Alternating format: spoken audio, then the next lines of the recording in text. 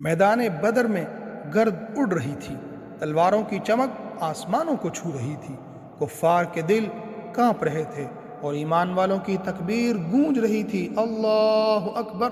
ابو جہل ابھی بھی غرور میں کہہ رہا تھا، ہم واپس نہیں ہوں گے جب تک محمد صلی اللہ علیہ وسلم کے ساتھیوں کو قید نہ کر لے، لیکن اسے نہیں معلوم تھا کہ اب اللہ کا فیصلہ اتر چکا ہے۔ چند لمحوں بعد وہی ابو جہل زمین پر گرا ہوا تھا اور اسلام کی فتح کا سورج طلوع ہو چکا تھا۔ مسلمانوں کے جوابی حملے نے مشرکین کی صفوں کو چیر کر رکھ دیا۔ اب وہ منظم لشکر نہیں بلکہ بھاگتے ہوئے ہجوم بن چکے تھے۔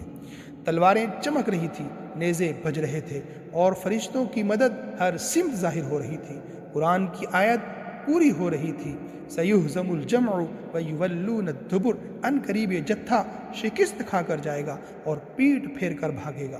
مسلمانوں نے مارتے، کاٹتے، پکڑتے اور باندھتے اور کفاروں کو چاروں طرف سے ان کو گھیر لیا۔ کچھ میدان میں ڈھیر ہوئے، کچھ قید ہو گئے اور باقی بھاگ نکلے، مگر شکست کی ذلت ان کے چہروں پر نقش ہو چکی تھی۔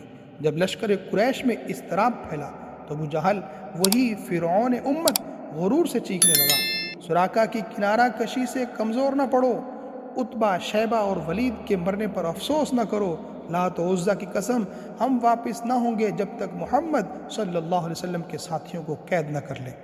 یہ اس کا آخری غرور تھا، لیکن تقدیر کو کچھ اور ہی منظور تھا۔ جنگ کی شدت میں دو نوجوان انصاری، معاذ بن عمر الجموح اور معاذ بن عفرہ رضی اللہ تعالیٰ عنہما، ابو جہل کو تلاش کر رہے تھے۔ انہوں نے ایک سوار کو دیکھا، سر پر خود، چہرے پر غرور کی لکیریں۔ کسی نے کہا یہی ابو جہل ہے۔ دونوں جوان شیر کی طرح جھپٹے، ایک نے اس کی ٹانگ پر وار کیا، دوسرے نے کندھے پر وار کیا اور ابو جہل گھوڑے سے گرتے ہی خون میں لت پت زمین پڑا رہ گیا۔ ابو جہل کا غرور خاک میں مل گیا۔ وہ چیخا، کیا کسی نے محمد کو مارا؟ انہیں بتایا گیا نہیں، وہ سلامت ہیں۔ تو اس نے آخری سانسوں میں کہا، پھر ہم ہار گئے، اور اسی حسرت میں جان دے دی۔ بعد میں رسول خدا صلی اللہ علیہ وسلم نے فرمایا، یہ ہے اس امت کا فرعون، اور عبداللہ بن تعالیٰ کو حکم دیا کہ جا کر اس کی خبر لو۔ حضرت ابن مسعود رضی اللہ تعالیٰ اس کے قریب پہنچے تو وہ اب بھی آخری سانس لے رہا تھا۔ ابو جہل نے کہا، میری گردن اونچی کاٹنا تاکہ لوگ جانیں کہ میں قریش کا سردار تھا۔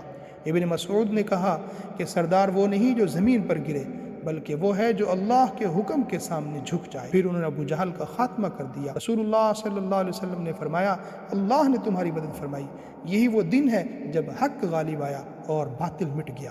غزوہ بدر ختم ہو چکا تھا۔ 313 ایمان والے 1000 کے مقابلے میں جیت گئے تھے۔ 70 کافر مارے گئے، 70 قیدی بنے اور ایمان والوں نے شکر ادا کیا